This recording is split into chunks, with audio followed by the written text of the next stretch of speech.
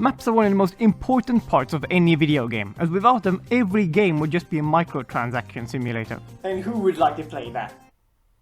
Oh. Brawl Stars has hundreds of maps, each one with its own metas, playstyles, and of course, qualities. Because for every fun, high-skill map, there will be a literal manifestation of hell! So in this video, I'll show some of the worst maps in Brawl Stars. Not counting the map maker, of course, otherwise this video would be 10 hours of me raging at map maker maps. So let's start with one of the most infamous trash maps, Purple Paradise. And it truly is a paradise. If you like fresh air, because that's all there is! Purple Paradise is literally nothing. Just a bush in each spawn on a launch pad. This really looks like a random map maker map, with a meta of more snipers than there are good Mortis mains. But hey, at least this map hasn't been played for trophies, and is a useful map to train your aim and movement, so there are some reasons for its existence. This is obviously a bad map, and what do you do when you make something bad? Milk it for sequels! And Supercell did that, by making a sequel to Purple Paradise called No Excuses. No Excuses, not to be confused with No Excuses, is a bounty map that is the same as Purple Paradise again, but with no launch pads and 2 new walls. That's it!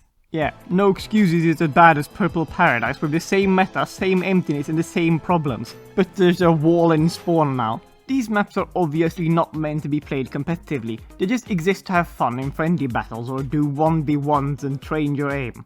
You'd think, if they didn't play No Excuses for trophies! Yeah, this sniper simulator has been played for trophies. People have lost leaderboard positions to No Excuses! I have no idea who thought this was a good idea. But whoever it was, W respect, bro. You're even eviler than me and I steal video ideas for a living. If these maps are one extreme meta-wise, then the exact opposite are bushy maps, like Snake Prairie. And Snake Prairie is okay, don't get me wrong, I don't like it, but the map does have an open mid area and is in Bounty, a slower game mode, so you have time to remove all the bushes and make it almost enjoyable. But a map that isn't even close to enjoyable is Deep Forest. This map is Snake Prairie, but everything good I could say removed. The mid area is now water. Instead of being a slow-paced game mode like Bounty, it's a knockout, a game mode where you don't respawn so you won't have time to make the map good before you get rushed. And worst of all, the middle being water forces you to have a water-walking brawler or a brawler able to shoot through walls, as otherwise the opponent can just stall you and you die from the showdown smoke. This map is trash. Just like Split Second. Split Second is a map that is incredibly awkward to play if your brawler can't walk on water, as you have to walk so long to get from spawn to mid, which also means you have a long way to walk to get back if somebody's attacking your safe. And even worse, if your enemy has a brawler with long enough range to damage the safe from mid and you're still in spawn, you can't do anything. Damage them and they just fall back a little bit and heal before attacking again and try to walk around to get them that way. They can just stand there and shoot at an undefended safe. This map is just too hard to do anything without water walking brawlers. Split Second was made back in 2019, so maybe the devs have gotten better at making maps since— No, they haven't!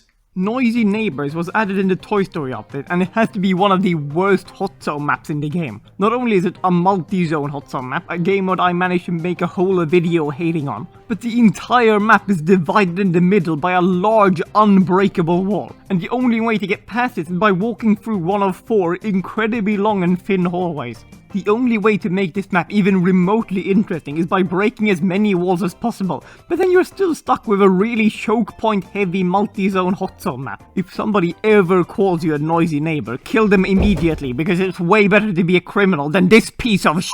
Before we continue with the next map, I just wanted to say please subscribe if you like the content. It really means a lot to me, and I know every other YouTuber says that as well, but my feelings are more important than theirs. In fact, I don't think they have any feelings at all. I am the only person with feelings, so subscribe already or I'll— But anyways, next map. Zip Zap is the definition of chaos in a boring way. The middle of the map is incredibly clunky, with 4 small paths leading to the other half of the map, which has walls everywhere. And there are also teleporters that barely teleport you anywhere and just end up being irritating. I'd rather play a map maker map than this, but somehow it isn't even the worst knockout map there is. That award goes to Crime Water. Crime Water is one small choke point with no protection and bushes on each side of the choke point.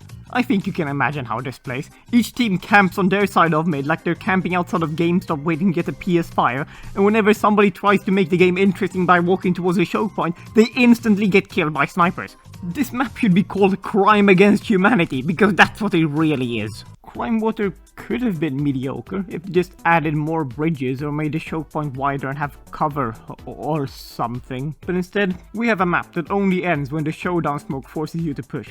Well, at least this map is understandable. You know, you can get how the developers were thinking when they made it. Unlike the last map of this video, one of the worst maps ever made.